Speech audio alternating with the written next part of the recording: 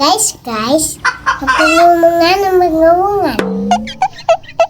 Cowok, cewek, yang penting subscribe.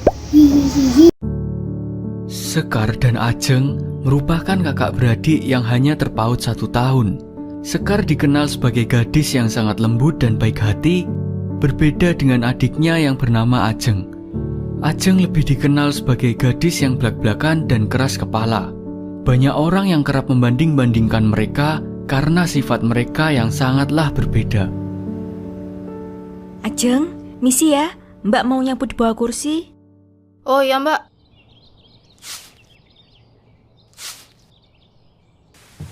Duh, kepalaku pusing. Loh Mbak, kenapa? Nak, kamu kenapa nak? Mbak, Bu, tiba-tiba pusing pas lagi nyapu. Kok kamu yang nyapu sih nak? Kan ibu tadi nyuruhnya supaya Ajeng aja yang nyapu. Toh kamunya lagi dilep. Ajeng, kamu nolak bantu mbakmu? Enggak kok Bu, Mbak aja yang tadi datang-datang langsung nyapu. Ya kamu itu peka dikit, jangan sibuk sendiri. Udah jelas muka mbakmu pucet kayak gitu. Udah Bu, nggak apa-apa. Emang tadi aku aja yang sok kuat buat nyapu sendiri. Ya udah, kamu lanjut sapuin biar mbakmu istirahat. Iya Bu. Oh ya, jangan lupa bikinin sup ayam kesukaan mbakmu ya. Dia kalau dilep gini sukanya makan sup ayam. Maaf ya Dek, Mbak jadi ngerepotin. Perasaan Mbak kok dilep terus ya? Udah gak usah ngedumel.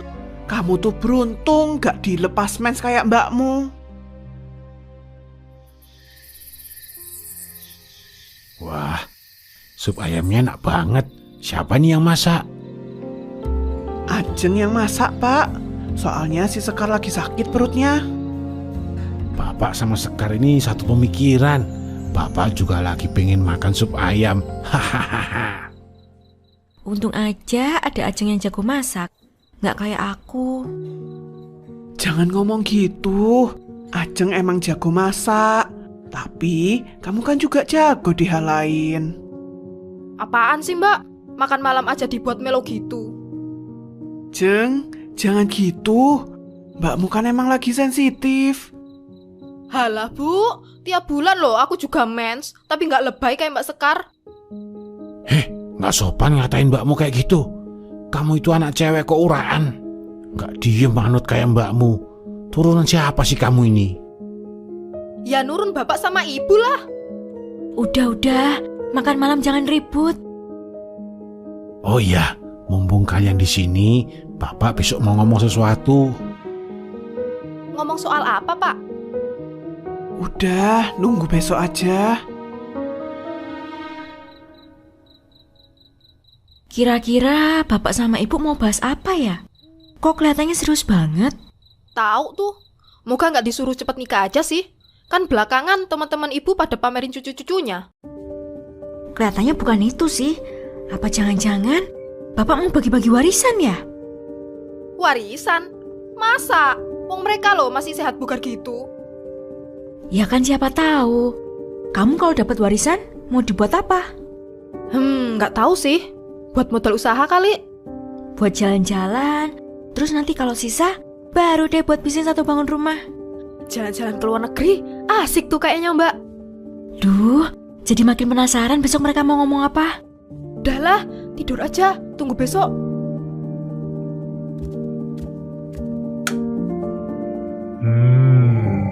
Sebelum nonton, jangan lupa klik subscribe dan loncengnya ya.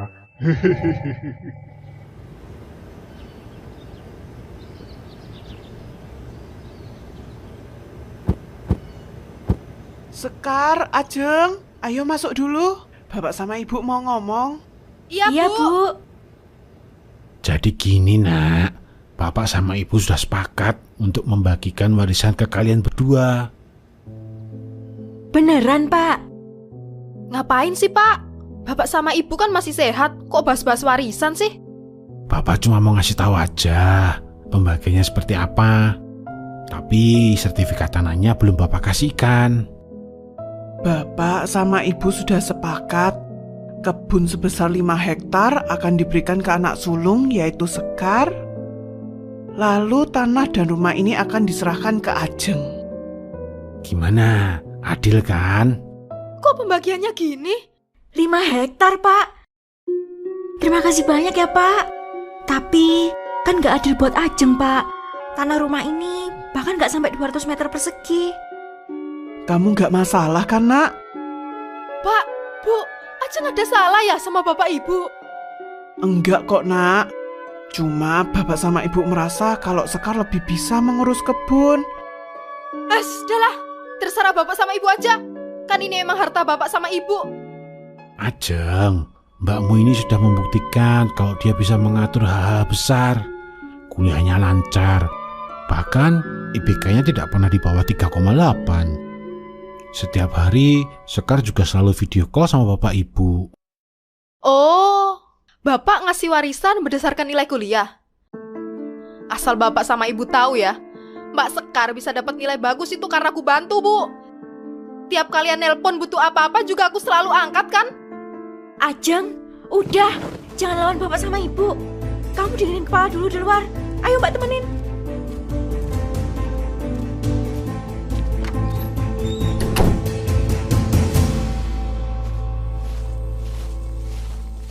Jeng, kamu janganlah marah-marah gitu. Mbak enak banget ya ngomong kayak gitu. Bapak sama ibu ngira aku ini anak yang gak bertanggung jawab loh. Menurut Mbak, emang bapak sama ibu itu adil? Jangan emosi. Kalau Mbak sih, udah percaya aja sama keputusan bapak dan ibu. Ya iyalah, percaya-percaya aja. Kan Mbak yang paling diuntungkan di sini. Ajeng, kamu mau kemana? Ayo balik ke rumah.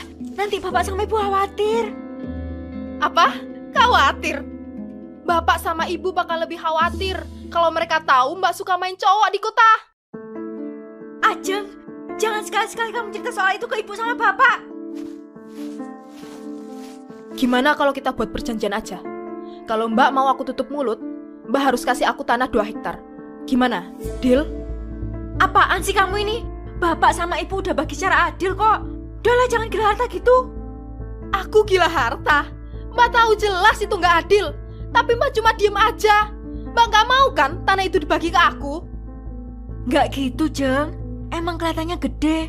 Tapi Mbak juga perlu uang besar buat ngolahnya. Kamu kan enak dapat rumah. Nggak usah mikir soal beli rumah ke depannya. Terserahlah. Pokoknya aku mau protes ke bapak sama ibu. Udahlah, jangan nambahin beban pikiran buat bapak sama ibu. Kita balik aja dulu. Nanti kita omongin lagi baik-baik di rumah. Hati-hati ya, Jeng. Licin ini. Aduh, Sekar sama Ajeng kemana ya? Hujan deras gini kok pada belum balik? Sabar aja, Bu. Paling habis ini mereka juga balik. Tuh, si Sekar sudah pulang. Loh, kok sendirian? Mana si Ajeng? Pak, Bu, tolongin Ajeng. Ajeng kenapa? Di mana dia? Itu, Pak. Ajeng tiba-tiba jatuh, terus badannya kejang-kejang. Dia juga ngeluarin suara yang aneh. Karena aku nggak berani deketin dia, aku lari pulang. Ya udah, ayo kita ke sana. Sesampainya di hutan, Sekar dan ayahnya menemukan Ajeng terduduk di bawah pohon besar. Wajahnya terlihat sangat pucat. Tatapan matanya tidak fokus. Bahkan Ajeng seperti menggumamkan sesuatu. Ajeng pun dibawa pulang ke rumah untuk dirawat. Astagfirullah. Kamu kenapa, Nak? Sebenarnya di hutan kalian ngapain? Kalian berantem? Iya, Bu. Ajeng sama aku sempat debat. Wah, jangan-jangan Ajeng kerasukan penunggu hutan ini. Tadi juga Ajeng terduduk di pohon besar yang katanya angker sejak dulu. Terus ini gimana, Pak? Apa kita coba ruqyah aja? Iya, kita harus segera minta tolong ke Pak Ustadz. Sekar, kamu mandi sama bersih-bersih ya? Ibu mau ke masjid. Iya, Bu. Maaf ya, Sekar nggak bisa jagain Ajeng. Ini bukan salahmu, Nak. Udah jangan terlalu dipikirin. Nanti Ajeng pasti bisa sembuh. Malam itu, Ibu Ajeng meminta pertolongan ke masjid. Namun, dikarenakan Pak Ustadz sedang pergi ke kota, akhirnya sang ibu meminta pertolongan pada orang pintar yang terkenal di desa mereka. Wah, berat. Ini berat sekali. Jin yang merasuki anak kalian terlalu kuat. Sudah dibacakan banyak mantra, tapi jinnya masih tenang-tenang saja. Maaf, Pak. Saya tidak bisa menolong kalian. Hanya ada satu hal yang bisa kalian lakukan. Demi keamanan kalian, anak ini harus dipasung di tanah yang dikelilingi dinding bambu rotan. Kenapa harus begitu, Pak? Agar jinnya tidak menyerang kalian. Sekarang kita hanya bisa berharap agar anak kalian bisa melawan jin itu sendirian. Ajeng, maafin Mbak. Apa yang sebenarnya terjadi kepada Ajeng? Mungkinkah ada jin yang merasukinya karena dia meminta bagian warisan Sekar ketika mereka di hutan? Nantikan episode finalnya Rabu minggu depan.